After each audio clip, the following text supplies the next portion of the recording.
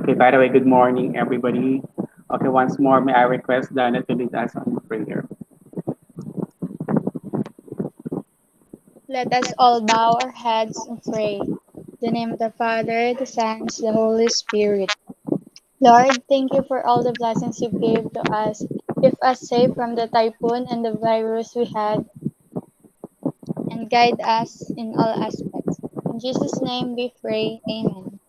All right, good morning, everyone, once more. So, the last time I failed to have, or we failed to have our online class, okay, due to certain reason, because the internet, because the internet connection is quite very poor. All right, but then you are given a task to have your self study, and for that, let me have the recap regarding what you have learned in the last two classes. Anybody who wants to have the recap of the previous lesson? Anyone from the group? We studied about the strategies to avoid communication breakdown, Yeah. and also we studied about the barriers of the communication that may lead to communication breakdown. These are the physical barriers, sociological barriers, psychological barriers, cultural barriers, and linguistic barriers, which were the strategies to avoid that is to yourself to keep focused, speak intelligently, listen with your eyes and ears, minimize distractions, be specific, and do not jump to conclusions. And there are also what do you call this? Seven ways to how to avoid communication breakdown. This was called seven C's. These are completeness, conciseness, consideration, concreteness, courtesy, clearness, and correctness. And that's all. Okay, thank you so much. So you have authored the different breakdowns or communication breakdowns. So those are supposedly the barriers of having the proper communication. So today, this week, we're going to have here, we had two lessons actually, this is divided into two. So we will be dealing with the functions of communication, followed by the verbal and the nonverbal communication. So you might not have noticed, but every time you communicate with people around you, your manner of speaking, your tone of voice, and even your choice of words, largely depend on the context and the person or people you are talking to. So you transform and adapt to suit the needs of the moment. It is important to note that those are forms of communication strategies to avoid misunderstanding and communication breakdown. So this time around, you will explore the reasons why people communicate in specific ways. Of course, from the activities that you are doing, you will have a chance to explore different situations to learn the various functions of communication and the relevance to your daily interaction with people. And then by observing how people communicate, you will find out what type of approach works best in a communicative scenario. So in the process, it is with high hopes that this self-paced learning module can help you become more effective communicator. So I hope you could be able to adapt the things that we're going to learn out of this lesson. Okay, now let's have here the functions of communication. Let me check. Parang may nagpapa. Okay, so the functions of communication. So the first one we have there. Can you please read, Christelle? Control and regulation. Communication functions to regulate and control the behavior of a person or group of people. Crystal, what do you understand about this? Can you cite me an example? Because according to that, Um, mhm, I think a mother was scolding her child for having wrong mistakes or wrong acts. Yes. Yeah, that I might think be. it is an example of control and regulation because she's telling her daughter or son to do to do the right things and what wrongs she have or he made rather. She had committed or he had committed. Okay. Yes. So according to that, communication functions to regulate and control the behavior of a person or a group of people. Well, let's say, for example, just like what you have mentioned, you're scolding or the mother scolding her child because of the misbehavior or the mistake.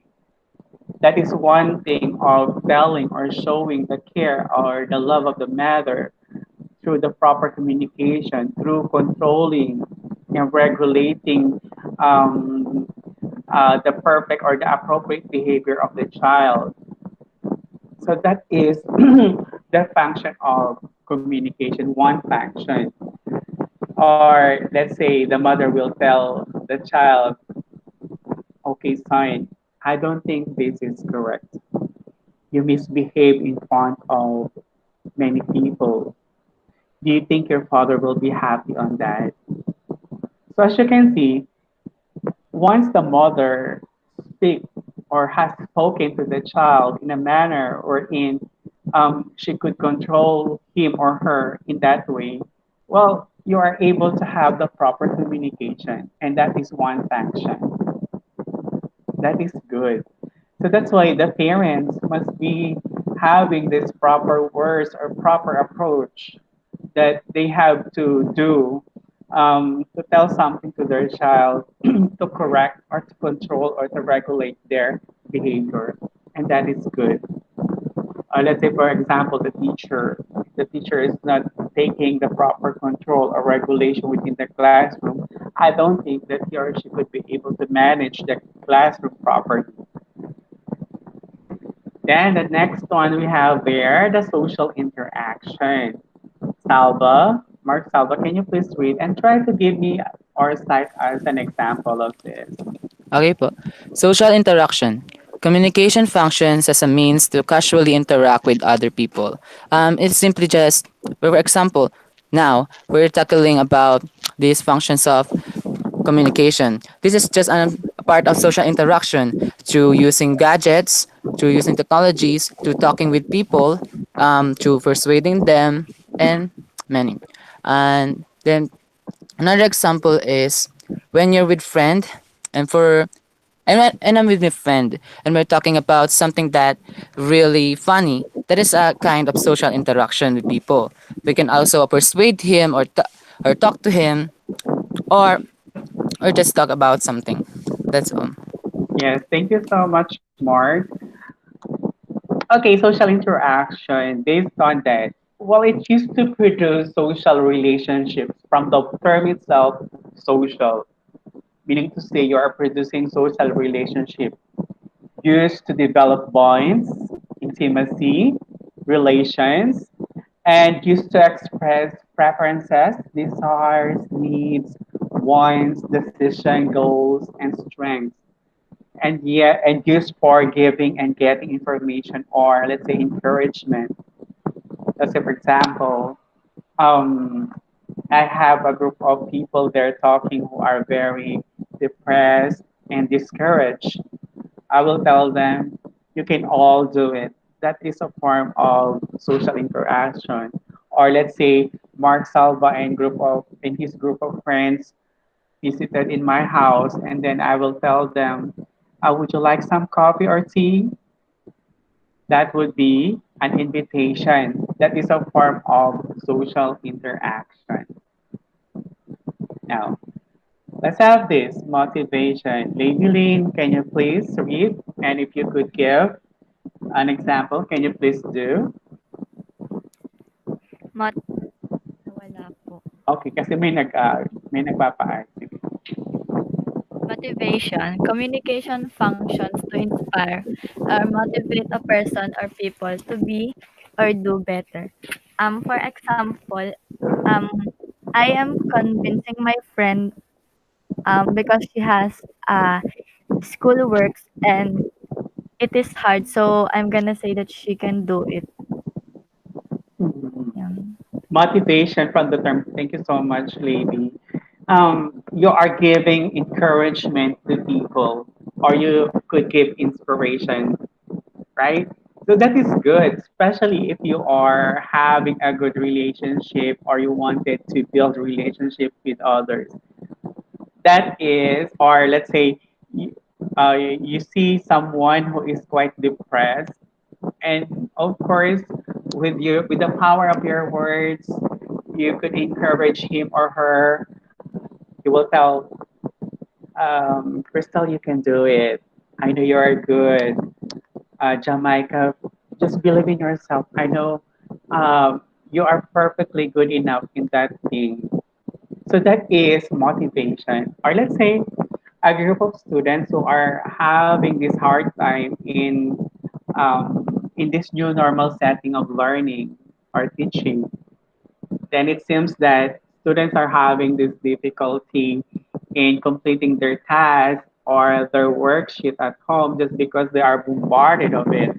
Well, of course, me as a teacher, I will tell them, I believe in you, my dear students, because I know you have the gods, you have the spirit, you have the knowledge to be able to finish or to accomplish those tasks. That is a form of motivation. Now, the second one we have here, let's have Nino. Information dissemination. Communication function as a way to share information or data in order to educate.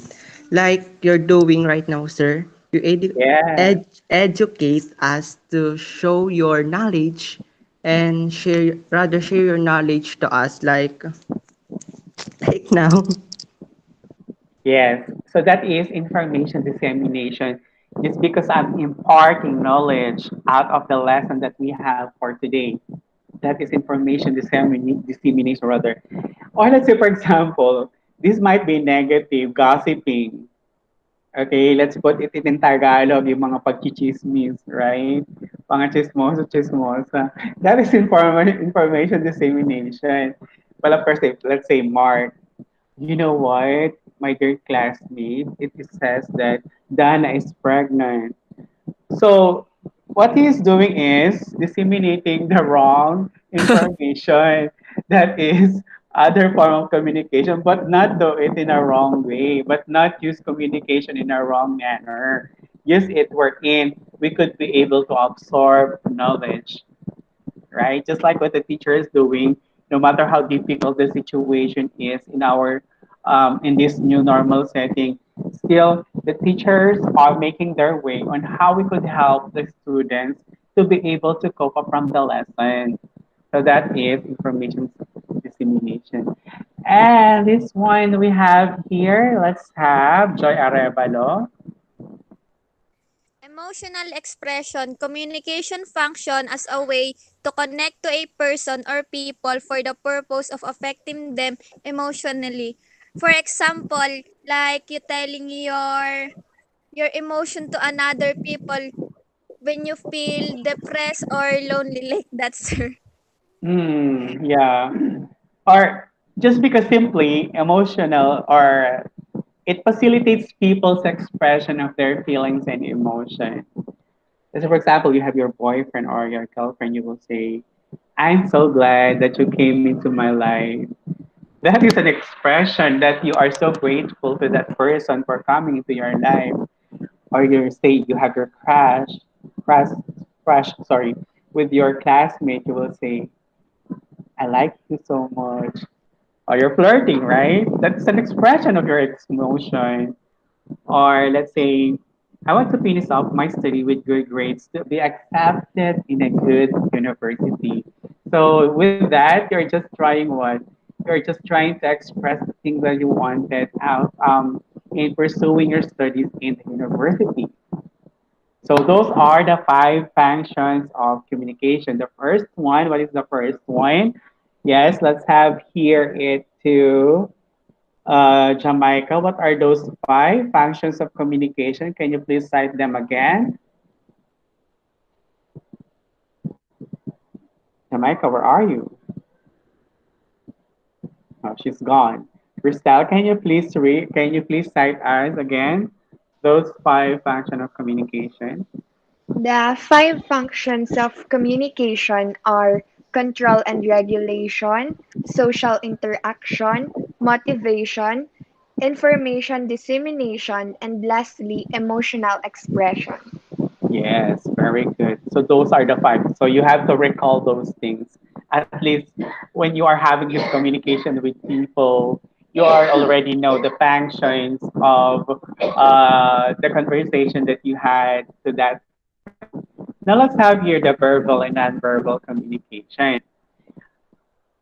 Okay, let me see. Let me ask you again. I think I have mentioned this already. What do you recall about the difference between the verbal and nonverbal communication? Anybody from the group who wants to speak? Anyone? Hello. Verbal is an example of people talking to each other, while people talking to each other, and nonverbal are example of communication that you can share your gestures with gestures. What do you call this? Waving your hands, doing some um what do you call this? and and that is all. And nonverbal communication, you can communicate to others without having a, without speaking directly to the people you're talking. Yes. Okay, good. So verbal and nonverbal communication. So simply, verbal, the use of words, nonverbal, the use of language, the use of sign language or sign languages, or let's say facial expressions. So you're not using words anymore here. Now let's get acquainted more of these two. Let's hear it from Joy again. Can you please read? Verbal communication refers to the use of words to convey a message. This type of communication can be regarded efficient and successful if the receiver can easily process the message delivered by the sender. Yes. So verbal communication, it refers to use of words to convey a message. Just like this one, what we are doing right now.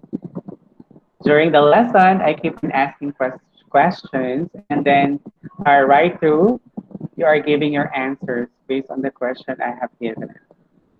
Now let's have here some examples, or here are some of the aspects you need to consider in verbal communication. The first one, let's hear it from Jamaica. Here we go again. Can you please read? You're just going to read. You're not going to explain. It pertains to the use of sustainable language for applicable Usable. to the nature of the event or context of situation. Formal Continue. communication is the type of communication used in formal, ceremonial, or dignified gatherings. Here, the exchange of information is controlled, well thought out, and prepared. It also conforms to certain rules and conventions as defined by the goals and values of particular groups or organizations. So these are one of the aspects in verbal communication, meaning to say, um, it could be the standards or the policy that you have to follow in having this verbal communication. The first one we have here, the appropriateness. So here, when you are speaking with someone, whether it would be formal, or informal, so you have to use appropriate words in a manner. For example, in the classroom setting. You are the student, I am the teacher. Well, you are required to use appropriate words to communicate with your teacher because that would be a sign of the sign of respect if we're going to use appropriate words towards your teacher, or let's say you're speaking with your parents with you, something that you should not keep on lacking if you're communicating with your parents. Do not portray or do not act the way that you're just like friends or something, but you have to use appropriate words wherein it's visible that you are having this mother or the father and daughter relationship, something like that.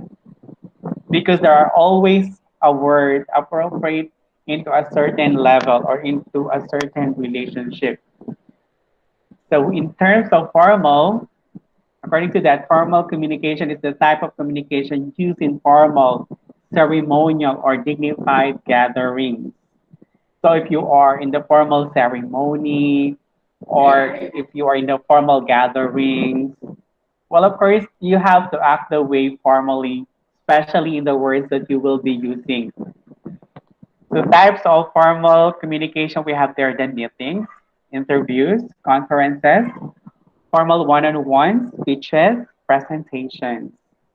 Well, of course, in these given examples, in the formal communication, there are some words which are quite applicable to be used in this kind of communications or formal communication, rather. Then, in terms of informal, Lady Lynn, can you please read this one? Informal communication is characterized by free, casual, and spontaneous exchange between two or more persons. The exchange is a kind of interaction that is unrestrained by rules and conventions. It is also the type of communication that occurs in everyday life. Okay, thank you so much. So as you can see, in terms of formal, in the aspect of appropriateness, formal and informal communication, it seems that it is quite necessary, although it's quite formal, as I said, although it's quite formal or informal type of communication, still you have to be um, knowledgeable enough in the words that you will be using. So informal characterized by free, casual, and spontaneous exchange between two or more persons. So, for example, you're speaking with your classmates or with your friends. Although you know that you are friends, still we have to think of the words that might be appropriate in his or her situation. Let's say, for example, the student or your friend is having this hard time, but then you're going to deliver or to utter words where it is not appropriate. Well, chances are that he or she might get offended. So there should be an appropriateness of the words that we will be using. Now, these are some types of informal communication we have here. Casual conversations. Wow, gossip is part of it. Tales, interrelational activities, family social communication culture, interrelational activities outside of the formal. So I hope you are able to absorb what appropriateness is. So these are some differences or the criteria between the formal and informal communication in appropriateness aspect. In verbal communication, we have there under formal in terms of reliability. Formal is more reliable. Informal is less reliable. In terms of speed, when it comes to formal, it's quite slower. Just like what I'm doing, I'm not keep on rushing when I'm delivering my lesson. But if that would be an informal, very quick, instantaneous, especially when you're speaking with your classmates or with your parents with you, time consuming requires a number of different processes. requires very little process. Any information flow through predefined channels. In informal, that moves freely. And then secrecy, secrecy, sorry. Informal, that is maintained. And then informal, hard to maintain. Okay, especially as I said, let's use your parents as your example. Sometimes it's so hard to maintain, to use proper or appropriate words, right? But informal, that would be maintained. So if you are giving or paying respect with your parents or with your teacher, well, of course, the appropriateness of the words must be maintained. So those are the aspects how this formal communication, or informal communication are different from each other. Now, we have here the second one. We have here the brevity. Nino, can you please read? Brevity. Speakers frequently opt to use simple and precise words in delivering their message. This is brevity. It can be achieved by using more direct and clear words and avoiding beating around the bush. It is saying more with less words. Yeah, straightforward. You have to be straightforward, especially if you are giving answer to your teacher. Because sometimes, let's say for example, there are some students who are very, very what? They wanted to impress their classmates or their teacher by giving voluminous words, or let's say a lot of words, or let's say highfalutin words. But then, it only arrive into confusion among other students or with the classmates of yours. If you will make it very lengthy, why not say it directly? It should be short with content. I hope you are reading between the line what I'm trying to say. Because Yes. we don't need a lot of words wherein you are pointing only one simple thing, or you're pointing only one specific word. You don't have to use a lot of words, especially when you are writing. You don't have to impress the teacher. Or let's say if you are going to say to ask your classmates or your friends, sometimes, okay, this is just an example. Okay, maybe there are people who will approach if you have the money. You know what? There are so many things that is happening within our family, or we're experiencing a lot of shortage. Have a lot of shortage in terms of financial. You keep on saying those stories wherein it's quite necessary. Why don't you directly say, "Can I ask? Can I ask you money because I just need it?" Something like that. You have to straightforward to the person, right? Okay, so that is brevity, shortness of the words. Next, we have where the clarity. Let's hear it from Crystal. Can you please read? Clarity. Clarity refers to using simple yet exact words that directly express your thoughts and emotion. It warrants that the purpose of the message will be successfully delivered to the audience. Through this, communication breakdown, like misinterpretation, may be avoided by the receivers. Yes, clarity refers to using simple yet exact words. This is what I keep on telling you, class. In communication, we don't have to impress people by using um, we don't have to impress people by using highfalutin words. What's the use of using that if they don't understand it? What is the purpose of using idiomatic expression if they don't understand it? That is just a way of bragging people that you are good in the language, but there's no clarity at all. Okay? So that is clarity. Use a simple words. So that would not be a hinder to achieve communication or to have understanding during the communication. Right? So let's have proceed with Yeah, ethics. Now let's hear it from Dana. Can you please read? Ethics. Ethics pertains to moral standards that need to be considered when delivering a message. The audience's background, such as their age, gender, race, social status, and personal convictions, shall be given due importance for speaking purposes. As a speaker, one of the prerequisites that you need to do is to know your audience first. By doing so, discriminatory acts leading to biased judgment that may unintentionally be committed by the speaker will be avoided. Yes. Anybody who can give an example of this in terms of ethics? Anyone from the group? Who can give me an example or cite an example of this? No one? What is ethics? It pertains to what? According to that, it pertains to moral standards that need to be considered. It, it pertains to your attitude.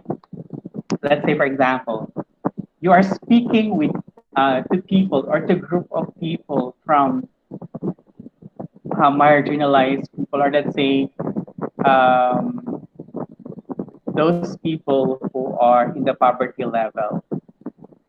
If I am the speaker, I have to be considerate on them in a manner wherein I could not or I would not be able to offend them. Well, of course, I will be considering that they should not feel that they are not in my level or something. Sometimes people are like that they're trying to brag their educational background, their economic status in the society, something like that. We're trying to lower down the people, but it should not be like that. Another example, let's say, for example, you are speaking with the group of different religion. Well, it's you don't have to sabotage their belief. You don't have to discriminate their belief. You have to pay respect during the time of communication, wherein you will respect them through the proper use of words. You're going to say, for example, they keep on saying something about their religion. Still, your your what you call that your attitude should not be affected to become rude towards the person. You would just say, okay, mm, something like that. So it seems that uh, you are just absorbing what the person is saying, but you don't have to contradict what they are saying. So that is a kind of ethics during communication. Then the vividness. Let's hear it from Dana. Can you please read?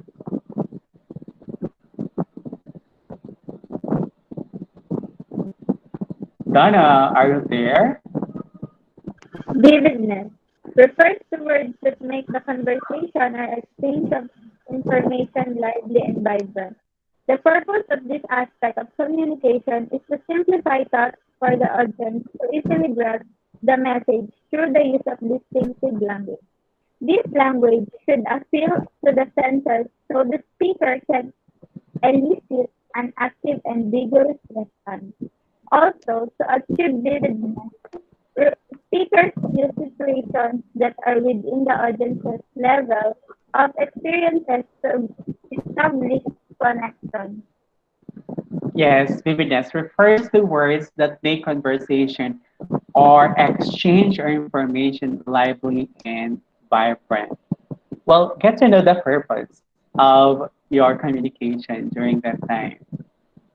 So, for example, you wanted to make you're speaking with a group of people and you're fond of talking about the subject matter. Let's say your the things that you have learned out of a certain subject, something like that. So it should be clear. What do you want it to imply? Why are you making this conversation?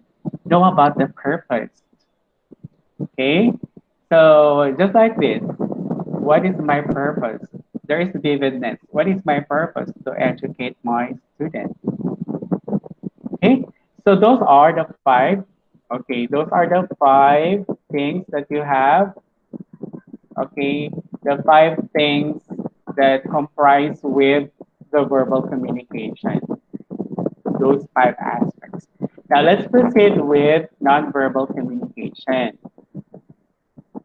Let's hear it from Rigo. Can you please read since you get in?